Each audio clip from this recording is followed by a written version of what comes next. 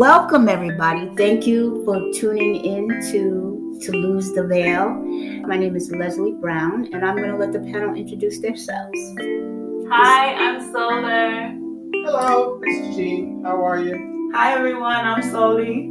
This is Bonnie. Hey, I'm Shoshana. Hello, everyone. Esteemed goddesses. Hello, my love. I am Eugenia. I was given a name Gigi in Africa. I've been home for about 1.5 years now. I live in Africa for 8 years. In Uganda, East Africa. I was home. I grew up in the Lower East Side. I attended college here in the city, City College and NYU. I've worked here as a director of operations and human resources, and at the same time studying to become a doula, childbirth educator, lactation consultant, and the midwife. But I did all of my midwifery mostly in Africa. I wear a lot of hats, but my thing is advocating for women and advocating for the birthing process and ensuring that women have an amazing birth experience because it is a birthright. Okay, and I believe that the inequities that we're experiencing here all around the world, not just in this country, but all around the world, we have to somehow change the vibration of why this is happening. Somehow. I'm not sure how yet. I know that one woman at a time is what it's going to take, but it's not enough. Okay? I enjoy being back home, but I miss Africa. I miss the weather. I miss the organic food. I miss the gentle people. I miss the gentle culture. People don't understand here on the side why I feel this way. Because I've lived here for so long, and I've had relationships here, but there's just something special about living in another country, another culture, learning language, and learning that we are all interconnected. So, ladies, I want to thank you so much for coming. And now we're going to have some questions that we brought up in our conversation, and we just wanted to hear your take on these. So the first question is, what are your thoughts about God?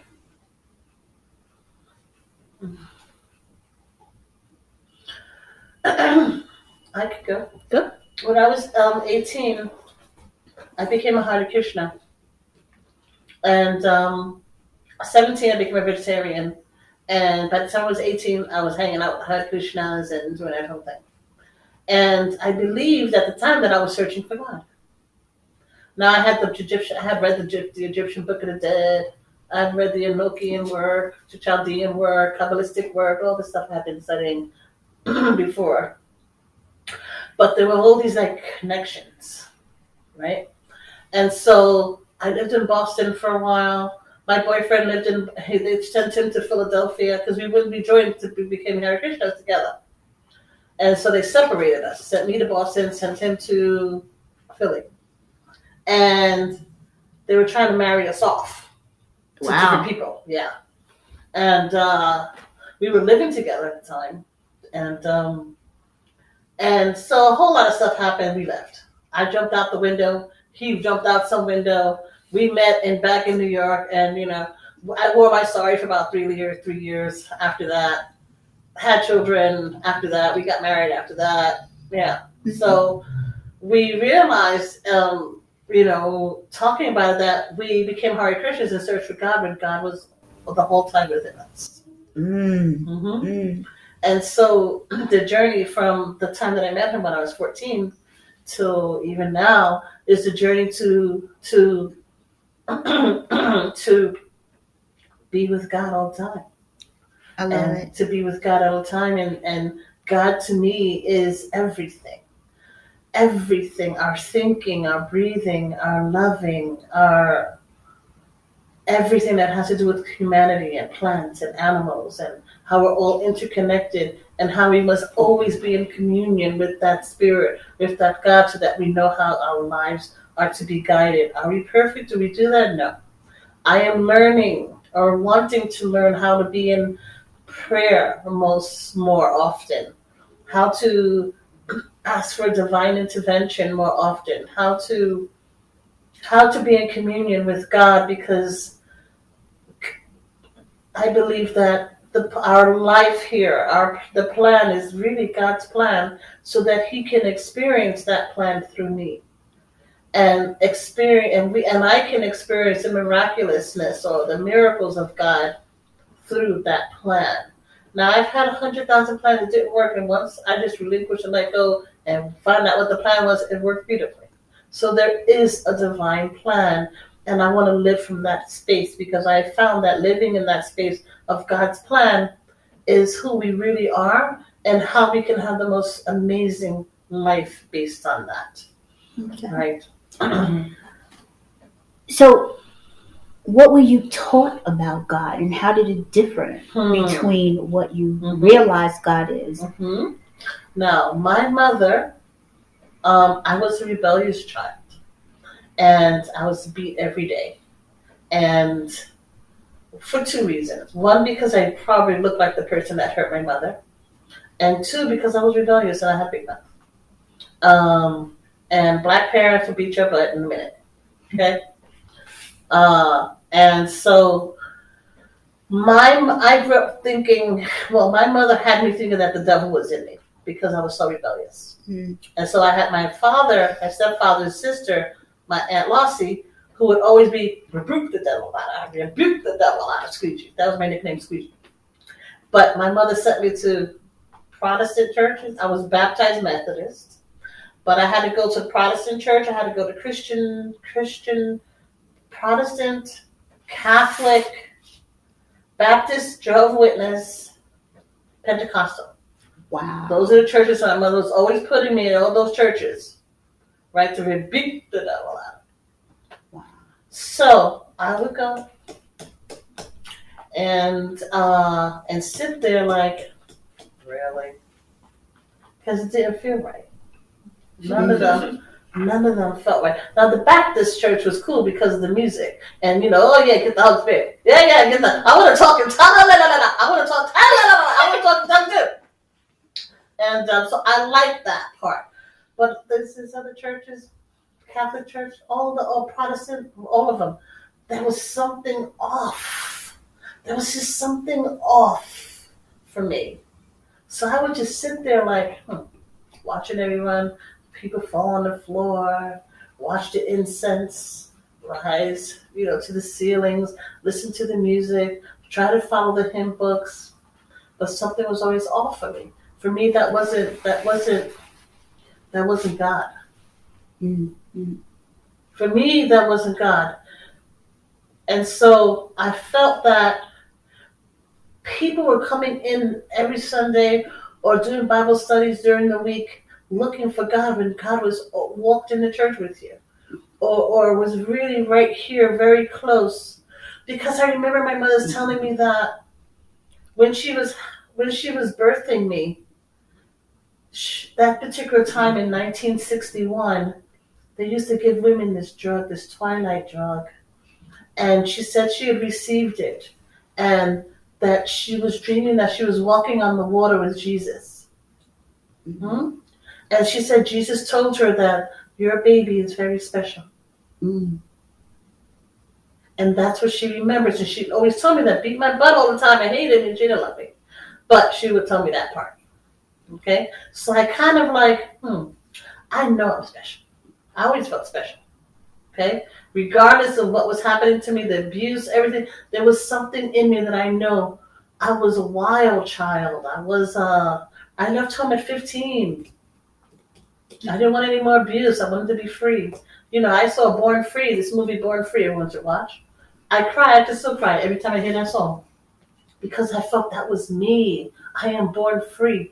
And I wanted that freedom. So at 15, I left home and became a nanny and took care of children and finished school and got, lived with my boyfriend. We got married, had children. And, here I am today studying these different philosophies and these different religions. But what sticks to me is the spirituality that God is and that God is in me, and that I have to consistently learn how to be a better human, because human means higher man. What does that mean? Right? What does that mean in the scope of my living?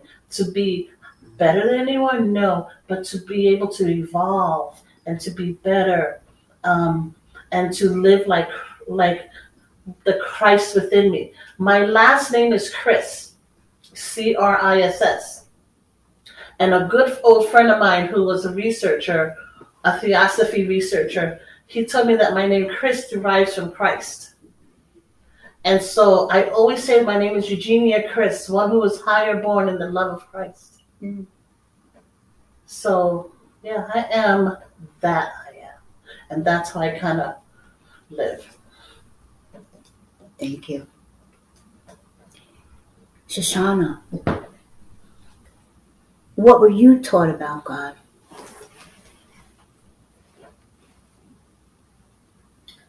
I was really taught about God as in the Bible, God as in the Torah or Old Testament, right? So there was always this duality of God, and then Judaism is Hashem. Hashem being inside of us and being like our spirit or soul is a piece of. And then sort of the God of the Bible, right?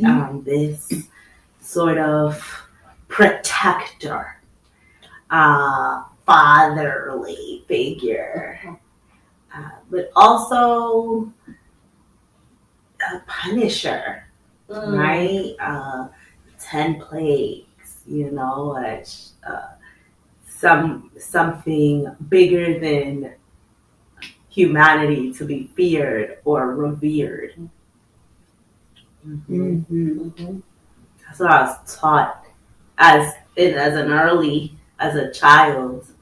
That's what I was taught about God, and then I get to like grow up and explore more of the layers of that and realize like, oh, it's just goodness of humanity and love and other people and other things. For me, it's the aliveness. And it is how we as humans make sense of the world. Wow. Thank you. What is your conditioning about sex pertaining to God and about the relationship to the divine feminine? Okay, I'm going to come over here because you look like you're in a space to me. You look like you was getting ready to cry. It's a really profound question. Okay, I'll give you some time. You just ponder on it a little. No, I know. Are you ready? Okay, so let's go. Let's go. I'm ready. Listen, let them know. When you reach a certain level of who you are, and you know the divinity within yourself, and you know the power of the divine feminine. And what does that mean, the divine feminine? When you know as woman that you are the prize.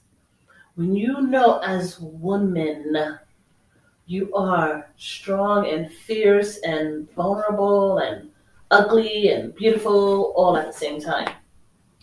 You reach a certain point, and it's not even of age, because I reached this very young. You reach a certain point where sex is more spiritual than it is physical. Yeah, having an orgasm is amazing. It's wonderful, right? But you just can't have that with anyone, right? I think that energy is huge when it comes to sex. Energy, who you, that's a big energy. Sex is a huge thing. It's like sex is like the culmination of meeting God. Right? That's what sex is for me. That orgasm is to put you into that space, right? That space where you are connecting with God. And for me, it's like meeting the matekla, the middle path, right, on the tree of life, right? That balance, right, where you're connected right to the Godhead. That's how I feel about sex. Yeah, it's amazing, and foreplay and kissing, because I love all that stuff too. But it can't be just with anybody. Yeah. And yeah, have I had just anybody sex in my days? Yes, but all that stopped, like, at 17, right? Mm-hmm. And so I knew from then that sex is sacred, and I just can't have it with anyone. It has to be some, we can get into that, but it's very sacred sex. It's very spiritual, and it's very divine, and as a woman, as a divine feminine, we really can have sex with anyone we want to. Be it the energy is flowing and the energy is right. Society doesn't understand that, but as divine feminine, you do. Now, I was going to ask, have you ever, or anyone here, have you ever worked with giving your orgasm as an offering to the earth? I like how that sounds. I know, that sounds amazing. I don't think I've ever done it as an offering to the earth, but I've done it in a sense of magic. Mm-hmm. Trying to create something magical. Yeah. Like manifesting? Yeah. I've never even heard of that. Sex and As manifesting? an offering. That's yeah. the offering. I want Oh, to the learn more offering. about that. Of the Yes, offering. I do as well. So let me just ask this question too. So what you actually physically learned about sex and what you were taught about sex were two different things, yes? Mm-hmm. Yeah. It didn't take you long though. You said around 16, 17. Yeah. But what were you taught before that? That you get married and you have sex when you get married. Mm-hmm. I mean, that didn't happen. I mean, I was with their dad. Mm-hmm. I mean, my children's father was one that took my virginity, and we got married at 20. Okay. And I met him when I was 14. Yeah. And so, and it was him that really introduced me a lot to different, I would say, different philosophies and arts of religion and consciousness, and we were really in that together. That's amazing. Yeah. Yeah, and he was 16, and so we were reading stuff and studying stuff, and hence we named our children. We made our Hebrew names because of who they are. Hezam, Mizahab, and Ja'at Tenzah. So wow. Mm-hmm. And so we were serious. We got serious. We were I remember us having a conversation about the meta. What's that book you was talking? The Meta book. Oh, the Meta. Yeah. The Meta. Yes. I remember us having that conversation. That's a whole other one. Yeah. So let me ask you the same question, Shoshana, about sex. Mm-hmm. So what did I ask you? What were you taught about sex, and how do you relate to sex now? Is it what you were taught, or is it different? Well, I was taught by the media. Mm-hmm. Okay, first of all, because real sex education is not a thing here in New York. The New York school system. So when I was taught by the media and by porn, right? Because that's what young people have access to. Mm-hmm.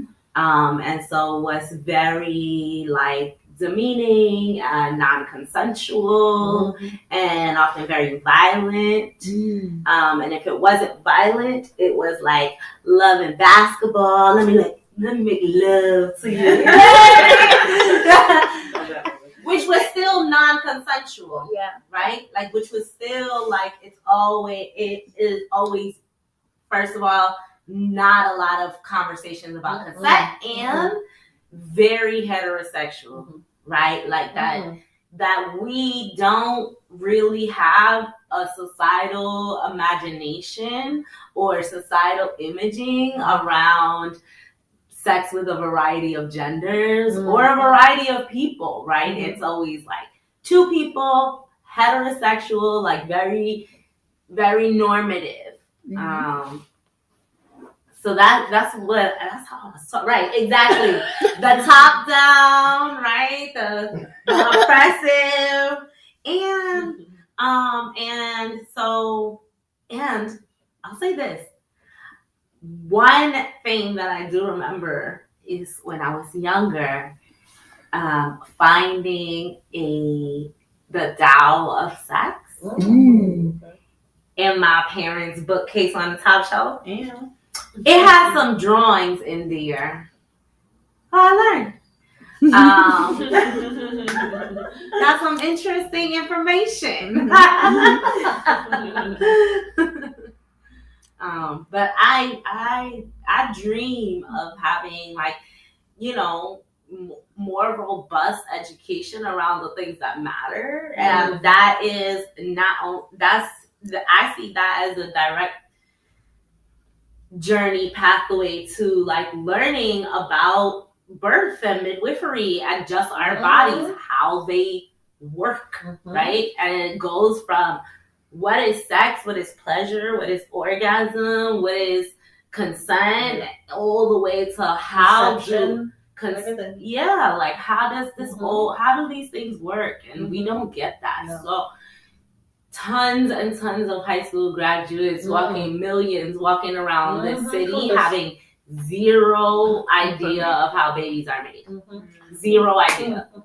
Like I did something recently at a university in New Jersey. A friend of mine asked me to do a little session with her students around birth, conception and birth. And so I asked the students, these college students, juniors, what do you know about birth? And none of them know. You just have a baby. You get pregnant, you have a baby. Well, how do you get pregnant? Right? And they knew you have sex penis, and get lucky. the penis went in the vagina and that was it.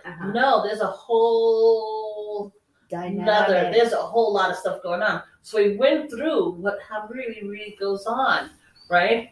And then we went through how, when the woman was when she's dilating and how does that happen. So I had them take each other's partners and do a vaginal exam, and then go to the cervix, and then is the cervix is it tight? Can you get a finger in there? Well, that means your cervix is closed. Your cervix is not dilated yet.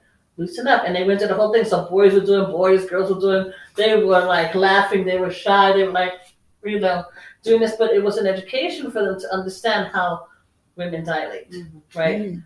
And I want to ask you, because I've recently been, in terms of a conversation of feminine, I've been recently educated on the ways in which even the minimal sex education that we get, in biology class is still patriarchal, because they teach it like, well, the egg is this passive, and then the sperm is this aggressive thing that comes and like pushes its way, attacks the egg, pushes its way into the egg, and that's how that happens. And I've learned, right, like, because then my education was like, then that's what it is. And then only recently, like as an adult in my 30s, I'm getting all this like, no, that's a patriarchal narrative of what sex is, and that's actually like not how that happens, right? Because the egg, she's really feminine, and she comes out of the tube, and she just like sits in there.